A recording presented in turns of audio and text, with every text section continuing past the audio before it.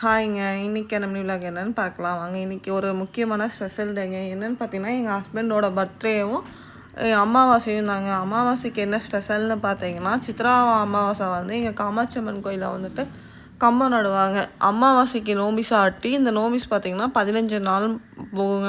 சித்ரா பௌர்ணமி அப்போ வந்து காமாட்சி அம்மனுக்கு திருக்கல்யாணம் நடக்குங்க. இதுக்கு வந்துட்டு ஃபஸ்ட்டு வந்து கம்பம் நடுவாங்க. கம்பம் நடந்து சாமி எடுக்கிறவங்க, கலசம் எடுக்கிறவங்கலாம் பார்த்திங்கன்னா கையில் கங்கணம் கட்டுவாங்க. அப்படியே சாமி கும்பிட்டு விளக்கு போட்டுட்டு இந்த கம்பத்துக்கு வந்து ஃபஸ்ட்டு வந்து பால் ஊற்றுவாங்க.